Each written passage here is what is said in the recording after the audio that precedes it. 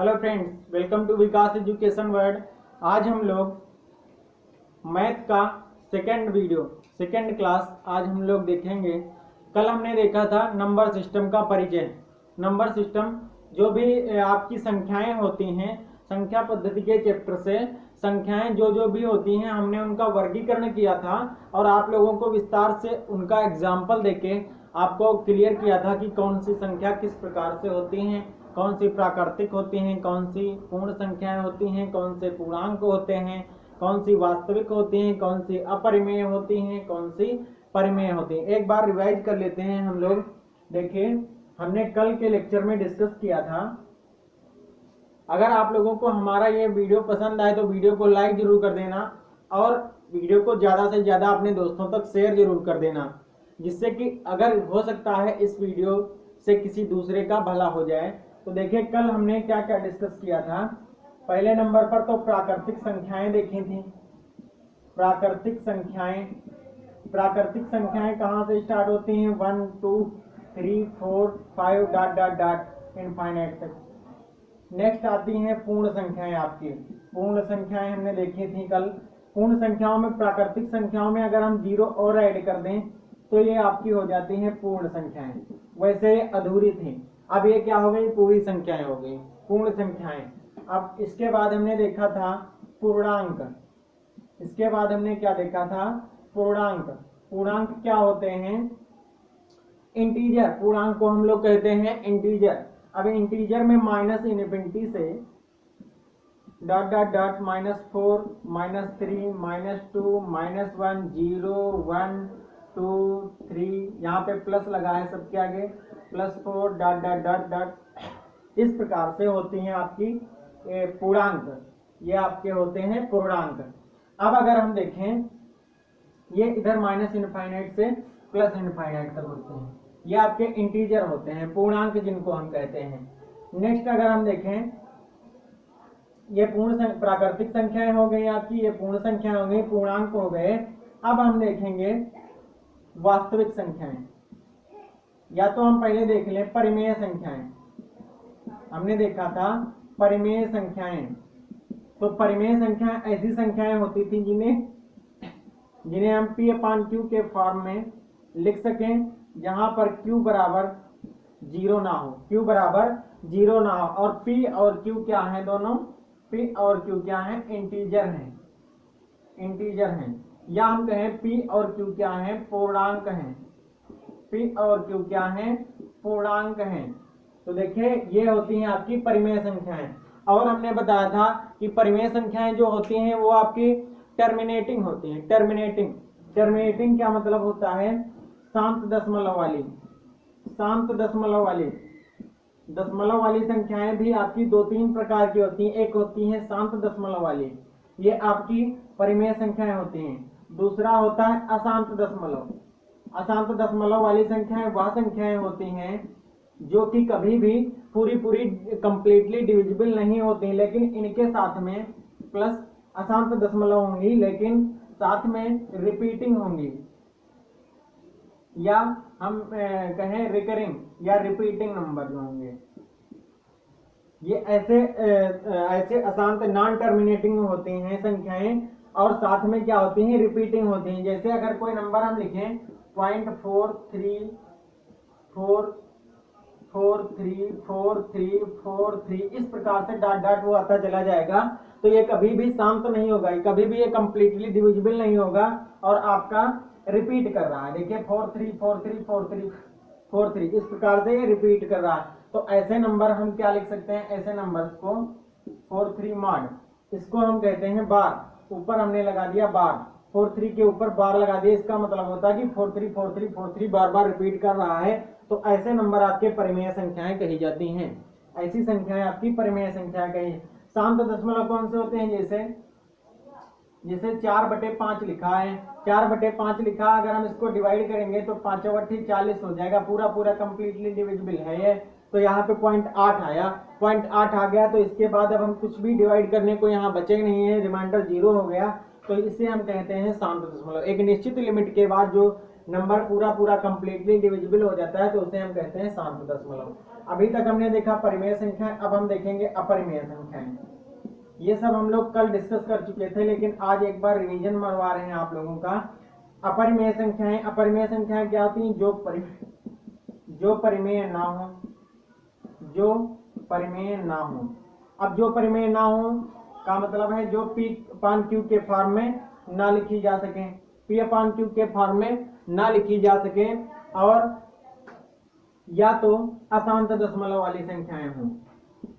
अशांत दशमलव वाली संख्याएं, अशांत दशमलव वाली संख्याएं प्लस नॉन रिपीटिंग हो, वो नंबर उसमें रिपीट भी ना कर रहे हो, नॉन रिपीटिंग हो, तो ऐसी संख्याओं को भी हम अपरिमेय संख्याएं कहते हैं। तो जैसे अगर हम यहाँ पे देख लें, अगर हम मान लें 2.5 अपान 2 लिखा है, 2.5 अपान 2 लिखा है, तो ये आपकी अपरिमेय संख्या हो जाएगी। यहाँ पे P और Q पूर्णांक नहीं है। अगर हम देखें अशांत दशमलव या नॉन रिपीटिंग वाली संख्याएं कुछ इस प्रकार से होती हैं, जैसे अगर आ गया 0.4321786598, इस प्रकार से डॉट डॉट डॉट डॉट आते चले जाएं नंबर अलग अलग, ये कभी भी शांत ही ना हो और ना ही रिपीट करें, तो ऐसे नंबर्स को हम कहते हैं, ऐसे नंबर्स को हम कह देंगे अपरिमेय संख्याएं। अपरिमेय संख्याएं अगर हम देखें, एक संख्या नंबर होता है पाई, एक नंबर होता है पाई।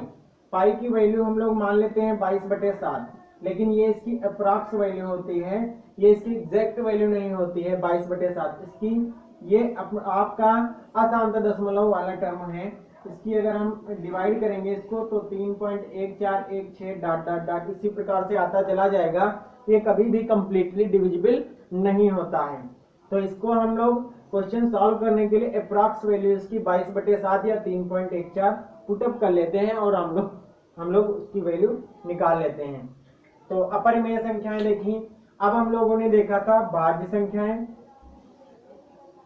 भाज्य संख्याएं, अभाज्य संख्याएं, अभाज्य संख्याएं, सम संख्याएं और विषम संख्याएं। विषम संख्याएं, यहां पर एक नंबर और था सह अभाज्य संख्याएं, या इंग्लिश में हम कहेंगे तो को प्राइम नंबर। सह अभाज्य संख्याएं या को प्राइम नंबर।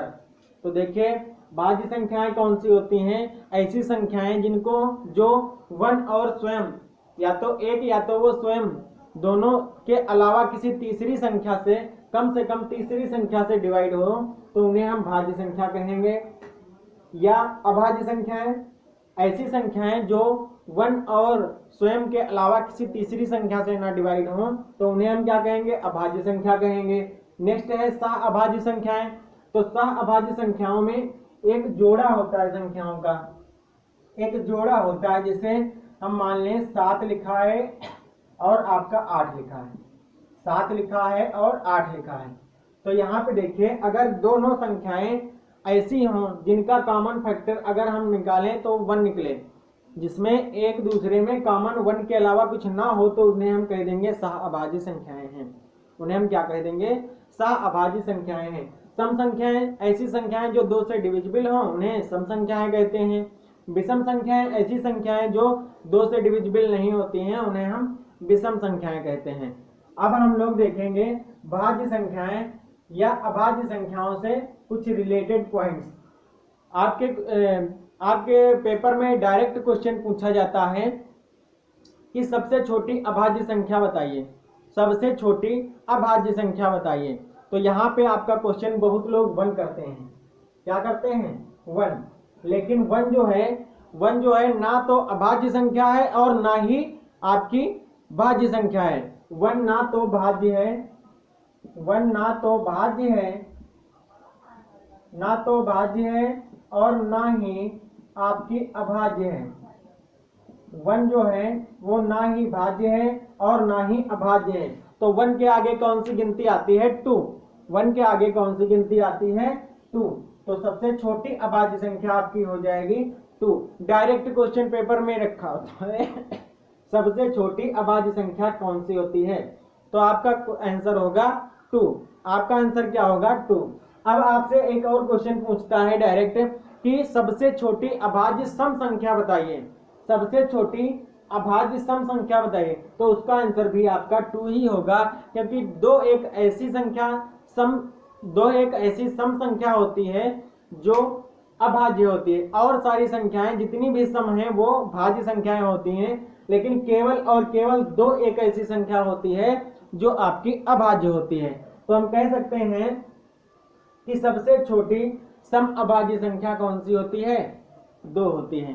तो आज हम अभाज्य संख्याओं से संबंधित कुछ कॉन्सेप्ट सीखेंगे और उसके बाद हम लोग सीखेंगे गुणनखंड। गुणनखंड कैसे किए जाते हैं, गुणनखंड निकालने की विधि क्या होती है, और गुणनखंडों की संख्या और गुणनखंडों का योग, सम गुणनखंडों का योग, विषम गुणनखंडों का योग, गुणनखंड के वर्गों का योग, इस प्रकार से हम लोग पूरे कॉन्सेप्ट देखेंगे। थोड़ा वीडियो बड़ा हो जाए तो कोई दिक्कत नहीं होगी।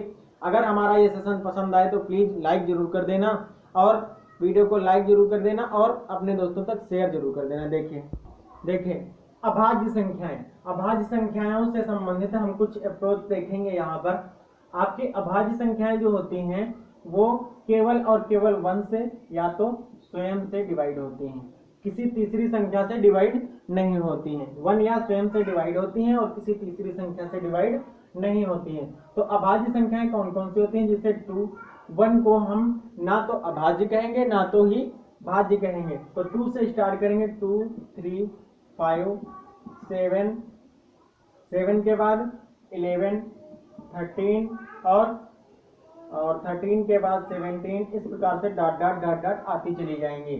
तो देखिए अगर हम देखें सबसे छोटी अभाज्य संख्या 2, सबसे छोटी यहाँ पे लिख लेते हैं, आप लोग भी कॉपी कलम लेके बैठे।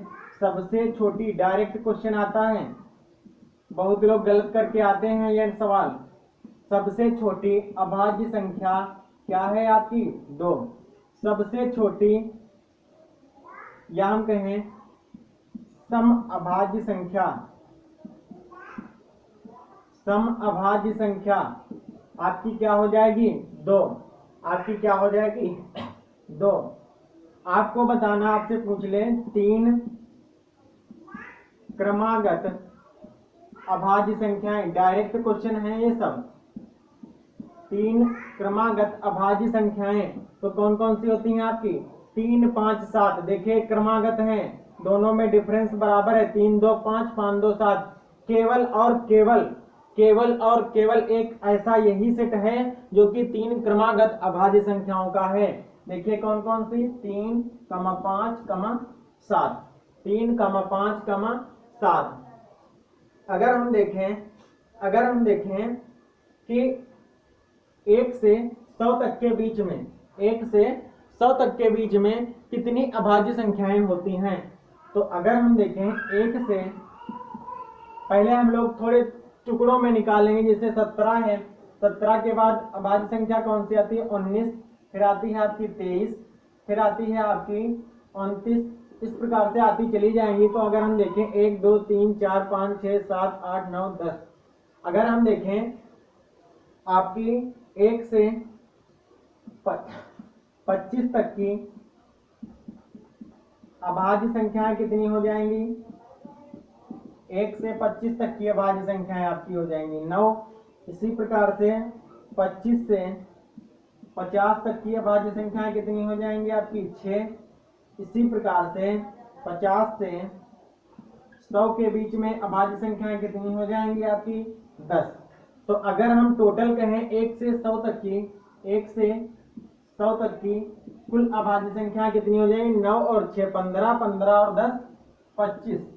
तो यहाँ पे हमने देखा कि 1 से 100 तक के बीच में टोटल अभाज्य संख्याएं कितनी होती हैं 25। अगर वो टुकड़ों में पूछ ले, यहाँ से भी आपका डायरेक्ट ही क्वेश्चन बनेगा। 1 से 25 तक की संख्याएं 9, 25 से 50 तक की संख्याएं 6, 50 से 100 तक की संख्याएं 10, 1 से 100 तक की संख्याएं अभाज्य संख्याएं कितनी होंगी 25। 1 से 100 के बीच में अभाज्य संख्याओं की संख्या कितनी होगी 25।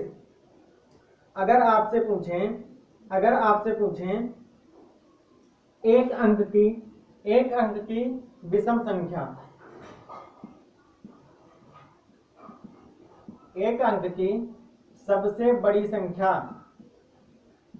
सबसे बड़ी संख्या, तो आप कहेंगे 9।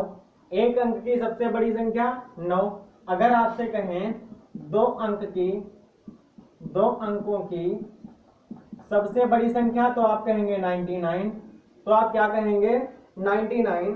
अगर आपसे कहा जाए कि दो अंकों की, डायरेक्ट क्वेश्चन ये भी आता है, दो अंकों की सभी संभव संख्याएं कितनी होंगी, दो अंकों से बनने वाली सभी संभव संख्याएं कितनी होंगी। तो देखिए कैसे हम लोग निकालेंगे। दो अंकों की सभी संभव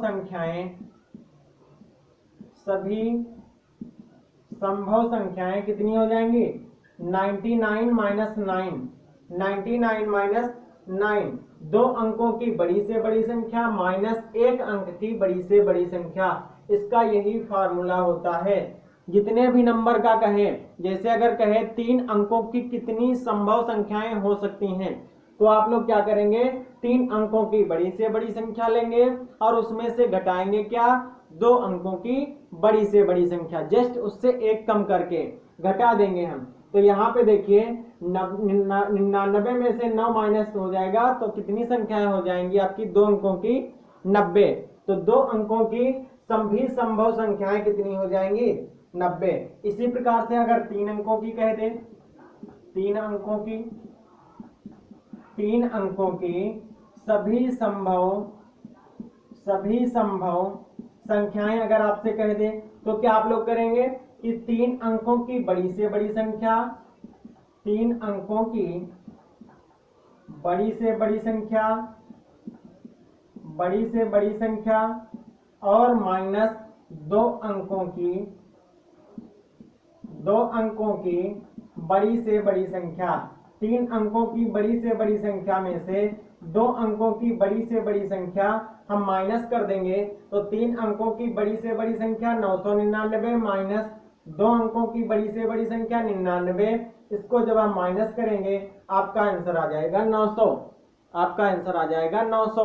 तो हम कह सकते हैं कि 3 अंकों से बनने वाली सभी संभव संख्याएं कितनी होंगी 900। 900 से ज्यादा 3 अंकों की संख्याएं नहीं बन सकती हैं। इस प्रकार से ये अप्रोच हमने सीखा कि एक अंक की संख्या, दो अंकों से बनने वाली संख्या, 3 अंकों से बनने वाली संख्या, 4 अंकों से बनने वाली सभी संभव संख्याएं कैसे हम लोग निकालते हैं, ये हमने देखा। अगर आपसे कहा जाए कि 3 अंकों का डायरेक्ट क्वेश्चन, 3 अंकों की सबसे छोटी अभाज्य संख्या बताइए, तो 3 अंकों की सबसे छोटी अभाज्य संख्या क्या हो जाएगी आपकी, 3 अंकों की सबसे छोटी अभाज्य संख्या क्या हो जाएगी, 3 अंकों की सबसे छोटी अभाज्य संख्या आपकी हो जाएगी 101। क्या हो जाएगी 101, क्योंकि 3 अंक कहां से स्टार्ट होते हैं 100 से। 100 से हमारा 3 अंकों की संख्या स्टार्ट होती है, तो 100 के बाद में तुरंत बाद में आ जाता है आपका 101, और 101 किसी भी संख्या से डिवाइड नहीं होगी, तो 3 अंकों की सबसे छोटी संख्या आपकी 101 हो जाएगी। इसी प्रकार से अगर हम इसको बढ़ाएंगे तो 103 मिलेगा, फिर 107 मिलेगा, फिर 109 मिलेगा, इस प्रकार से ये बढ़ते चले जाएंगे डॉट डॉट डॉट। तो 3 अंकों की सबसे छोटी क्या हो जाएगी 101, क्या हो जाएगी 101। इतनी चीजें हमने सीखी, इसमें कोई दिक्कत है आप लोग इसका स्क्रीनशॉट ले सकते हैं। सब डायरेक्ट क्वेश्चन लिखे हैं यहाँ पर, सारे के सारे डायरेक्ट क्वेश्चन लिखे हैं यहाँ पर। चलिए नेक्स्ट देखते हैं। नेक्स्ट कॉन्सेप्ट हम लोग देखेंगे परफेक्ट नंबर का। परफेक्ट नंबर कौन से होते हैं। डायरेक्ट क्वेश्चन यहां से भी बनता है, पेपर में डायरेक्ट क्वेश्चन बनता है, हमें चेक करना होता है कि ये नंबर परफेक्ट है ना कि नहीं। तो परफेक्ट नंबर का कॉन्सेप्ट देखेंगे। परफेक्ट नंबर की डेफिनेशन दी है, आपकी एनसीईआरटी में भी मिलेगी। परफेक्ट नंबर की डेफिनेशन क्या होती है कि ऐसा नंबर जिसके गुणनखंडों का योग उस नंबर के 2 गुने के बराबर आ जाए, तो वह नंबर आपका परफेक्ट नंबर कहा जाएगा। वह नंबर क्या कहा जाएगा आपका परफेक्ट नंबर कहा जाएगा। तो देखिए अगर हम लिखें इसकी डेफिनेशन तो क्या होगी, यदि किसी संख्या के गुणनखंडों, यदि किसी संख्या के गुणनखंडों का योग उस संख्या के 2 गुने के बराबर आ जाए, 2 गुने के बराबर आ जाए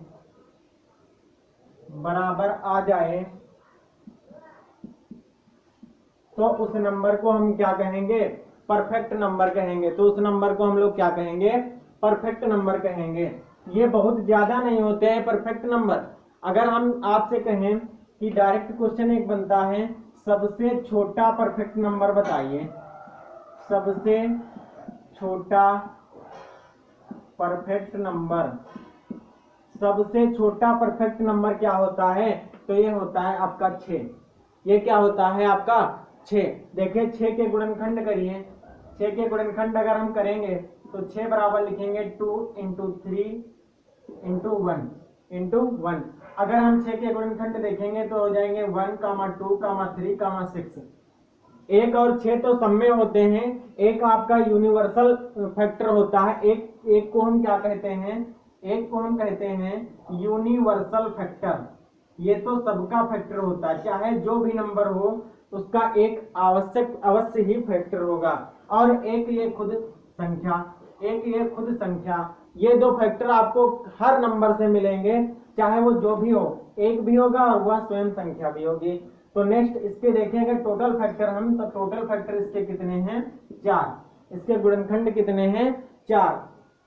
तो यहां से अगर हम इसका यहाँ पे देखें कि ये परफेक्ट नंबर कैसे है, तो अगर हम इसके गुणनखंड जो आए हैं, फैक्टर जो हमने किए हैं, उनका हम योग निकालें। जैसे 1 है, +2 है, +3 है, +6 है। अगर हम इनका योग करेंगे तो 2 1 3 3 6 और 6 12 जो आया है, ये आपका दिए हुए नंबर 6 का क्या है, 2 गुना है। 6 का क्या है, 2 गुना है। और यही परफेक्ट नंबर की डेफिनेशन होती है कि अगर किसी संख्या के गुणनखंडों का योग करें और उस संख्या के गुणनखंडों का योग उस संख्या के 2 गुने के बराबर आ जाए तो वह संख्या क्या कही जाती है, परफेक्ट नंबर। वह संख्या क्या कही जाती है, परफेक्ट नंबर। अगर हम दूसरा कोई नंबर लें, जैसे हम ले लें 15 के अगर हम गुणनखंड करेंगे तो 3 × 5 = 15, 5 से करें 5 × 1 = 5 और यहाँ पे 1 आ गया शेष। देखिए अब इसके हम अगर गुणनखंड लिखेंगे तो एक तो 1 होगा, दूसरा 3, फिर 5 और 15, फिर क्या होंगे 15। अगर हम इनके गुणनखंडों का योग करेंगे तो देखिए 1 और 3 4, 4 और 5 9, 9 और 15 जोड़ेंगे कितना हो जाएगा आपका, 15 और 9 कितना हो जाएगा 24। 15 और 9 कितना हो जाएगा 24, जो कि 15 के 2 गुने के बराबर नहीं है।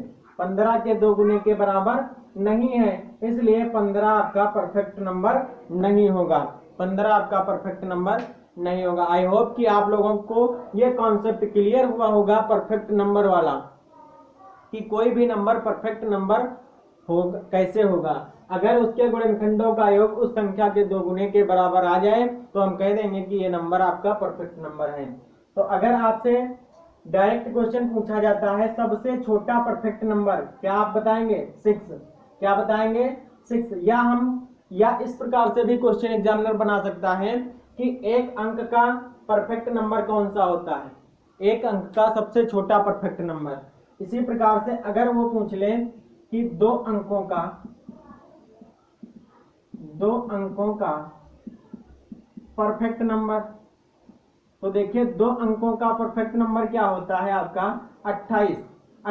केवल और केवल 28 ही होता है। देखिए 28 को हम लोग कैसे चेक करेंगे, 28 के हम लोग गुणनखंड करेंगे। 28 के हम लोग गुणनखंड करेंगे, 2 × 1 = 2, 2 × 4 = 8, 2 × 7 = 14, 7 × 1 = 7। तो देखिए 28 के फैक्टर क्या क्या आए हैं, 1 आएगा, 2 आया है और 2 आया है, 7 आया है और ये खुद 14 होगा। देखिए यहाँ पे 2 आया है, फिर आपका 7 होगा, फिर आपका 14 होगा।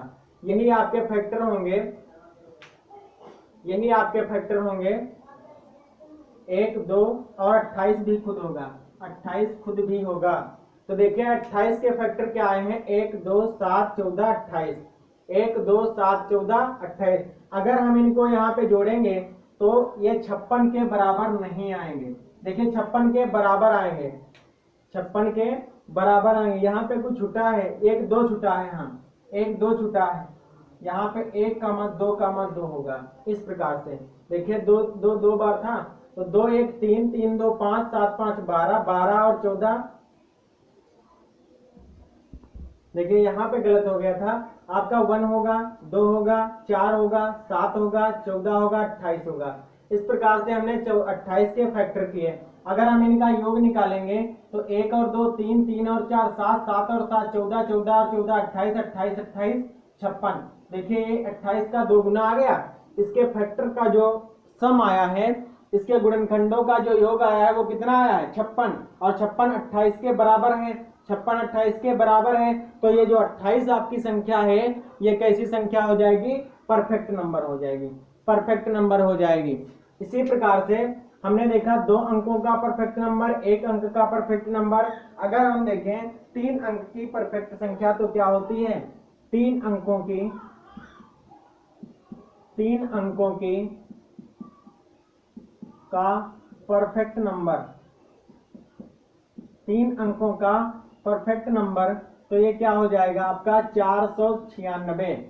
496 3 अंकों का परफेक्ट नंबर क्या होगा, 496। ये तीनों डायरेक्ट क्वेश्चन आपके बनते हैं एग्जाम में, तीनों डायरेक्ट क्वेश्चन बनते हैं आपके एग्जाम में।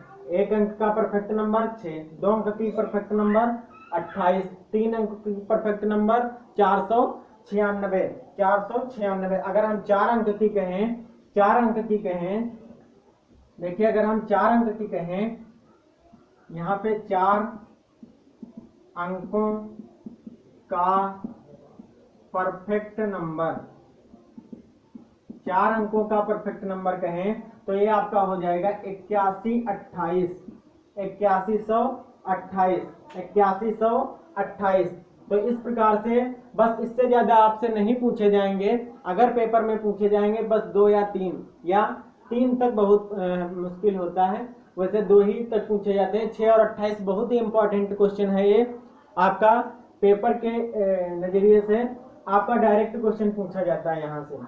नेक्स्ट कॉन्सेप्ट हम लोग देखेंगे। अब नेक्स्ट कॉन्सेप्ट होता है कि किसी भी परफेक्ट नंबर के गुणनखंडों के, किसी भी परफेक्ट नंबर के गुणनखंडों के व्युत्क्रमानुपातों का जो योगफल होता है वो हमेशा क्या आता है, वो हमेशा आपका 2 आता है। वो हमेशा कितना आता है, 2। वो हमेशा कितना आता है, 2। अगर हम किसी परफेक्ट नंबर के गुणनखंड करेंगे और गुणनखंडों के व्युत्क्रमानुपात, व्युत्क्रमानुपात का मतलब होता है उल्टा। जैसे अगर किसी का फैक्टर 2 आया है तो इसका व्युत्क्रम क्या हो जाएगा, 1/2। इसके व्युत्क्रमों का अगर हम व्युत्क्रमों का योग निकालेंगे तो वो आपका कितना आएगा, 2। जैसे अगर आपने देखा था अभी 6 था prime perfect number, perfect number एक था 6, तो 6 के फैक्टर हमने निकाले थे 1 2 3 6। 6 के परफेक्ट नंबर था, 6 के फैक्टर क्या निकले थे, 1, 2, 3, 6। अगर हम इनके रेसिप्रोकल निकालेंगे, इनके अगर हम व्युत्क्रम निकालेंगे तो व्युत्क्रम क्या होंगे, 1/1 प्लस 1/2 प्लस 1/3 प्लस 1/6। अगर हम इनके डिनोमिनेटर का, हरों का एलसीएम लेंगे तो देखिए एलसीएम कितना आ जाएगा, 6। एलसीएम कितना आएगा, 6। अगर हम यहाँ देखें तो 6 1 जा 6 हो जाएगा, प्लस 2 3 जा 6 हो जाएगा, यहाँ पे 3 2 जा 6 हो जाएगा, और 6 1 जा 6। देखिए यहाँ पे ऊपर क्या आया है, 6, 6 और 3 9, 9 और 2 11, 11 और 1 12। ऊपर कितना आया, 12। नीचे क्या आएगा, 6, 6 करना 6, 6 दूनी 12। देखिए इसका जो सम आया है वो क्या आया है, 2। तो इस प्रकार से ये एक आपका कॉन्सेप्ट हो जाता है कि किसी परफेक्ट नंबर किसी परफेक्ट नंबर के गुणनखंडों के व्युत्क्रमों का योग। डायरेक्ट क्वेश्चन आपसे पूछ सकता है किसी परफेक्ट नंबर के गुणनखंडों के व्युत्क्रमों का योग सदैव क्या होता है? सदैव 2 होता है। चाहे आप चेक करना चाहें तो 28 का भी चेक कर सकते हैं। जैसे 28 अगर कोई नंबर है तो इसके परफेक्ट वो फैक्टर क्या आए थे? 1 आया था, 2 आया था, 3 नहीं होगा, 4 होगा, 4 के बाद 7 आया था, 14 आया था और आपका 28 स्वयं आया था। इस प्रकार से अगर हम इनका रेसिप्रोकल निकालेंगे तो 1 का 1/1 plus 1/2 plus 1/4 plus 1/7 plus 1/14 plus 1/28। Next अगर हम इसका एलसीएम निकालेंगे हर का तो वो आपका आ जाएगा 28। कितना आ जाएगा? 28। अगर हम यहाँ देखें 1 है तो यहाँ पे 28 से ऊपर नीचे मल्टीप्लाई होगी तो पहले नंबर पर आ जाएगा 28। यहाँ पे 2 है तो इसमें 14 से गुणा होगी, 14 दूनी तब 28 होगा तो ऊपर भी 14 से होगी। नेक्स्ट है 4, 4 में कितने से होगी? 7 से ऊपर नीचे तो ऊपर हो जाएगा 7 प्लस 7 वाले में किससे होगी? 4 से ऊपर हो जाएगा 4 प्लस 14 वाले में कितने से होगी? 2 से ऊपर नीचे तो ऊपर हो जाएगा 2 और 28 में 1। अगर हम इनको ऐड करेंगे तो ये ऊपर आ जाएगा 56 और नीचे है आपका 28। 28 से करना 28, 28 दूनी 56। तो यहाँ पे भी हमने देखा कि 28 एक परफेक्ट नंबर था, उसके हमने फैक्टर निकाले, फैक्टर का हमने व्युत्क्रम निकाला और उनके व्युत्क्रमों का योग जब किया तो वो क्या आया? वो 2 आया आपका। वो कितना आया? 2। तो इस प्रकार से हम कह सकते हैं कि किसी भी परफेक्ट नंबर के फैक्टर्स के व्युत्क्रम का जो योग होता है वो हमेशा क्या होता है? 2। वो हमेशा क्या होता है? 2। इस प्रकार से हमारा परफेक्ट नंबर का पूरा कॉन्सेप्ट क्लियर होता है। नेक्स्ट लेक्चर में हम लोग देखेंगे गुणनखंड। हम लोग क्या पढ़ेंगे? गुणनखंड। आज अगर हम डिस्कस करेंगे तो ये वीडियो बहुत बड़ा हो जाएगा, इसलिए हम लोग नेक्स्ट लेक्चर में देखेंगे गुणनखंड। गुणनखंड कैसे निकाले जाते हैं? गुणनखंड किसी नंबर के फैक्टर कैसे निकाले जाते हैं? फैक्टर्स की संख्या, गुणनखंडों की संख्या क्या होगी और गुणनखंडों का योग क्या होगा, जिससे सम गुणनखंडों का योग, विषम गुणनखंडों का योग, गुणनखंडों के वर्गों का योग। इस प्रकार से बहुत सारे कॉन्सेप्ट हैं गुणनखंड के अंदर। हम लोग इसे नेक्स्ट वीडियो में डिस्कस करेंगे। अगर आपको ये वीडियो पसंद आई हो तो वीडियो को लाइक जरूर करें और अपने दोस्तों तक ज़्यादा से ज़्यादा शेयर करें। और अगर आप हमारे चैनल पर नए हैं तो प्लीज़ चैनल को सब्सक्राइब जरूर कर लें और बेल आइकन जरूर दबा लें, जिससे नई वीडियो जो भी अपलोड हो आपकी वो आपके पास सबसे पहले पहुंचे। आपके इस विकास एजुकेशन वर्ल्ड चैनल पर करंट अफेयर्स की वीडियो भी आती है और आपकी सीटेट की प्रैक्टिस कराई जा रही है। आप लोग चाहें तो देख सकते हैं। सीटेट में उसमें भी वो सिलेक्टेड क्वेश्चन लिए जाते हैं जो कि या तो एग्जाम में आए हैं या तो उनके बेस्ड क्वेश्चन होंगे जो कि एग्जाम में आने वाले हैं। इस प्रकार से आप हमारे चैनल पर इतनी सुविधाएं पा सकते हैं। तो थैंक यू क्लास।